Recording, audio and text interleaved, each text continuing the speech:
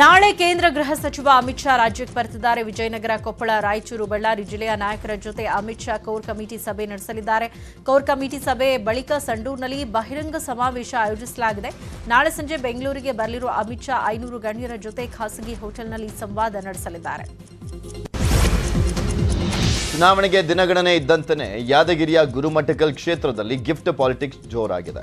Congress ticket ಆಕಾಂಕ್ಷಿಯಾಗಿರುವಂತಹ doctor Yogesh Bestar cooker, ಹೊಲಿಗೆ ಯಂತ್ರಗಳನ್ನು ಜನರಿಗೆ ಹಂಚ್ತಾ ಇದ್ದಾರೆ. ಯೋಗೇಶ್ ಬೆಸ್ತರ್ ಟ್ರಸ್ಟ್ ವತಿಯಿಂದ ಮತದಾರರಿಗೆ ಕುಕ್ಕರ್, ಹೊಲಿಗೆ ಯಂತ್ರಗಳನ್ನು ಹಂಚಲಾಗ್ತಾ ಇದೆ. ರಂಗಾಯಣ ನಿರ್ದೇಶಕ ಅಡ್ಡಂಡ ಕಾರ್ಯಪ್ಪ ಮತ್ತೆ ವಿವಾದಾತ್ಮಕ ಹೇಳಿಕೆ ಕೊಟ್ಟಿದ್ದಾರೆ. ಕೊಡಗಿನ ಜನ ನಾಯಿಗೆ ಟಿಪ್ಪು ಹೆಸರು ನಾಮಕರಣ ಮಾಡ್ತಾರೆ.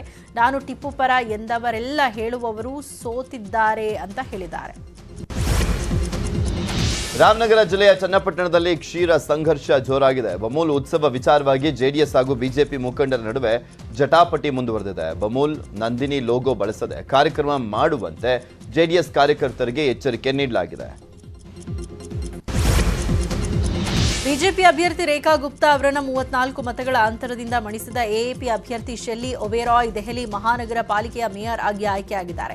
ಎಎಪಿಯ ಶೆಲ್ಲಿ ಒಬೆರಾಯ್ 150 ಮತಗಳನ್ನು ಪಡೆದರೆ ಬಿಜೆಪಿಯ ಪರಾಜಿತ ಅಭ್ಯರ್ಥಿ ರೇಖಾ ಗುಪ್ತಾ 116 ಮತಗಳನ್ನು ಪಡೆದಿದ್ದರು. ನೆಲಮಂಗಲದಲ್ಲಿ 3 ವರ್ಷದ ಗಂಡು ಚಿರತೆ ಬೋನಿಗೆ ಬಿದ್ದಿದೆ. ಮಣ್ಣೆ ಗ್ರಾಮದ ಡಿಮಂಡಲ ಎಸ್ಟೇಟ್ನಲ್ಲಿ ಇಟ್ಟಿದ್ದಂತಹ ಬೋನ್ನಲ್ಲಿ ಚಿರತೆ ಸೆರೆಯಾಗಿದೆ. ಚಿರತೆ ಕಾಟದಿಂದ ಬೇಸತ್ತಿದ್ದಂಥ ಗ್ರಾಮಸ್ಥರು ಸದ್ಯ ನಿಟ್ಟುಸಿರನ್ನು ಬಿಟ್ಟಿದ್ದಾರೆ. ಯಾದಗಿರಿ ಜಿಲ್ಲೆಯಲ್ಲಿ ಸಮರ್ಪಕ ಬಸ್ಗಳಿಲ್ಲದೆ ವಿದ್ಯಾರ್ಥಿಗಳು ಶಾಲಾ ಕಾಲೇಜುಗಳಿಗೆ ಹೋಗಲಿಕ್ಕೆ ಪರದಾಟವನ್ನು ಮಾಡ್ತಿದ್ದಾರೆ. ಇರುವಂಥ ಕೆಲ ಬಸ್ಗಳು ಡಕೋಟಾ ಬಸ್ಗಳಾಗಿದ್ದಾವೆ.